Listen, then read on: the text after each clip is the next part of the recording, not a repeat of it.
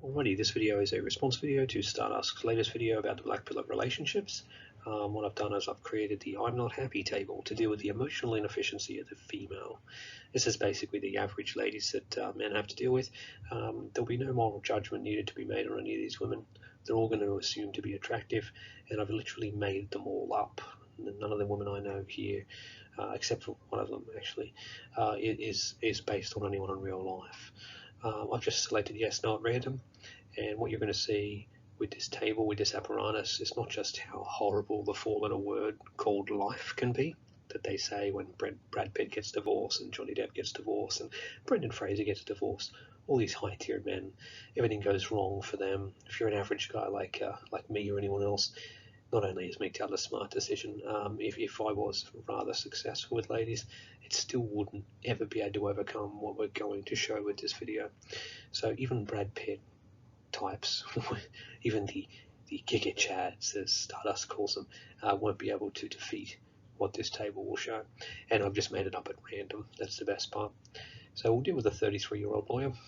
All of these women are going to be considered to be attractive. I've characterized all of the women basically by random six characteristics there.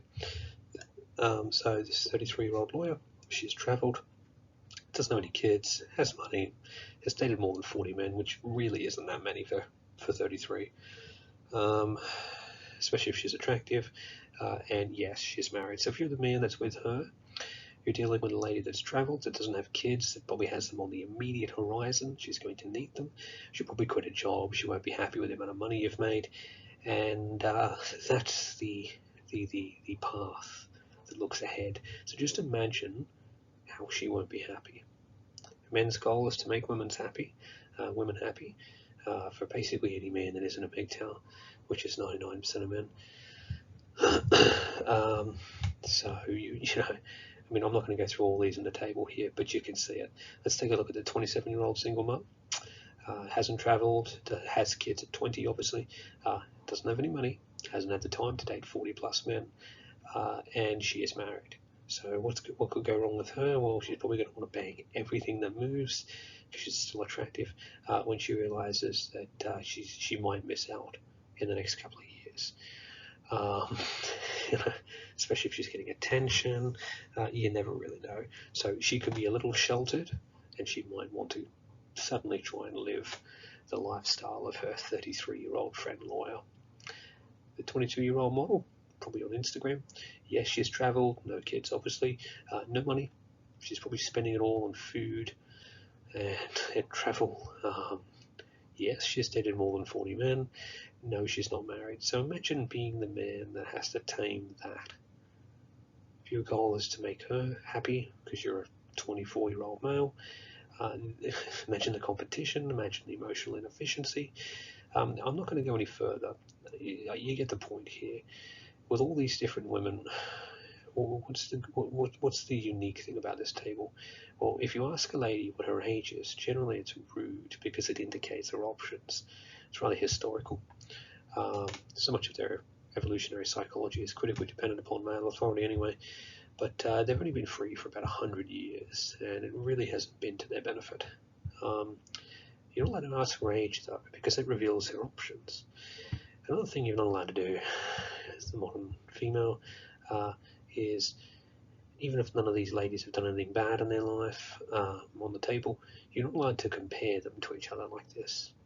Now, the reason why you're not allowed to ask their age and the reason why you're not allowed to compare is because those kind of things give you an understanding. And if there's one thing the female doesn't want, is for you to understand her. So imagine what's going to happen for your average man, especially if you're a Gen Z guy dating a 19-year-old student right down the bottom there, hasn't traveled, obviously, no kids, no money, no men, no relationship. You really think you're going to be the last guy she's with?